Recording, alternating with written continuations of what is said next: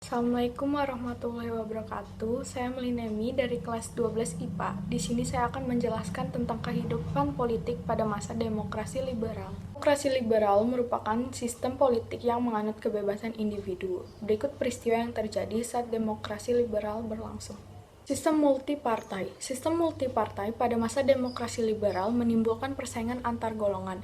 Masing-masing partai hanya mau mencari kemenangan dan popularitas partai dan pendukungnya, sehingga mengakibatkan ketidakstabilan politik Indonesia. Sistem politik demokrasi liberal berjalan selama kurang lebih 9 tahun di Indonesia, yaitu pada tahun 1949 sampai 1959. Pada masa 9 tahun tersebut, Indonesia telah berganti kabinet sebanyak 7 kali, yaitu Kabinet Natsir, Kabinet Sukiman, Kabinet Wilopo, Kabinet Sasro Amijoyo I, Kabinet Burhanuddin Harahap, Kabinet Ali Sasro Amijoyo II, dan Kabinet Juanda. Seringnya berganti kabinet tersebut menjadikan strategi pemerintahan dan tujuan demokrasi liberal tidak berjalan dengan baik, karena setiap kabinet memiliki pemikiran tersendiri. Hubungan pusat dan daerah. Silih bergantinya kabinet dalam waktu yang relatif singkat menyebabkan ketidakpuasan pemerintah daerah. Karena pemerintahan pusat sibuk dengan pergantian kabinet, daerah kurang mendapat perhatian. Tuntutan-tuntutan dari daerah ke pusat sering tidak didengarkan. Situasi ini menyebabkan munculnya gejala provinsialisme atau sifat kedaerahan. Gejala ini akhirnya berkembang ke separatisme atau usaha memisahkan diri dari pusat dan terwujud dalam berbagai macam pemberontakan, yaitu APRA, Pemberontakan Andi Aziz, LMS, PRRI, dan Permesta. Selanjutnya, Pemilu 1 tahun 1955. Pemilu sudah direncanakan oleh pemerintah, tetapi program ini tidak segera terwujud. Karena usia kabinet pada waktu itu relatif singkat, persiapan secara intensif untuk program tersebut tidak dapat dilaksanakan. Pemilu merupakan wujud nyata pelaksanaan demokrasi. Pemilu 1 di Indonesia akhirnya dilaksanakan pada masa Kabinet Burhanuddin Harahap.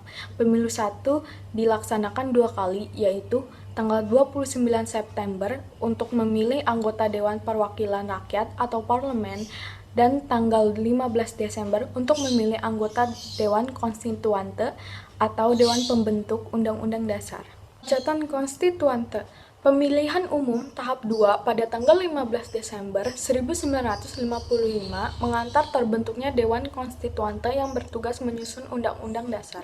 Namun, antara kurun waktu 1956 sampai 1959, Dewan Konstituante belum berhasil merumuskan Undang-Undang Dasar tersebut. Ketidakberhasilan menyusun UUD baru dan kehidupan politik yang tidak stabil menimbulkan kekecewaan bagi masyarakat Indonesia. Pada tanggal 22 April 1959, Presiden Soekarno berpidato di depan sidang konstituante yang menganjurkan agar konstituante menetapkan UUD 1945 menjadi UUD Republik Indonesia. Konstituante kemudian mengadakan sidang untuk membahas usulan tersebut dan diadakan pemungutan suara untuk menyelesaikan masalah. Pemungutan suara tidak memenuhi quorum, banyak anggota Dewan Konstituante yang tidak hadir.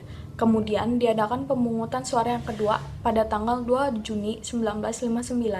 Pemungutan suara kedua juga tidak memenuhi quorum. Dengan ini terjadi lagi kemacetan dalam konstituante. Pada tanggal 3 Juni 1959, para anggota dewan mengadakan rises atau istirahat bersidang. Ternyata rises ini tidak hanya sementara waktu, tetapi untuk selamanya. Artinya Dewan Konstituante membubarkan diri. Yang terakhir adalah Dekret Presiden 5 Juli 1959. Untuk menanggulangi hal-hal yang dapat membahayakan negara, Letjen A.H. Nasution selaku Kepala Staf Angkatan Darat mengeluarkan larangan bagi semua kegiatan politik terhitung sejak tanggal 3 Juni 1959. Kehidupan politik semakin memburuk dan mengancam persatuan dan kesatuan bangsa. Di daerah-daerah terjadi pemberontakan merebut kekuasaan.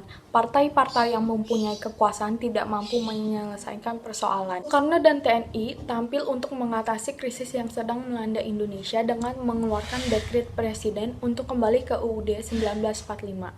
Pada tanggal 5 Juli, Presiden Soekarno mengeluarkan keputusan atau dekret. Keputusan itu dikenal dengan nama Dekret Presiden 5 Juli 1959. Isi dekret tersebut adalah 1. Pembubaran konstituante, 2. Berlakunya UUD 1945, Dan 3. Akan dibentuk Majelis Permusyawaratan Rakyat. Sekian yang dapat saya sampaikan, kurang lebihnya mohon maaf. Terima kasih banyak yang sudah menonton. Wassalamualaikum warahmatullahi wabarakatuh.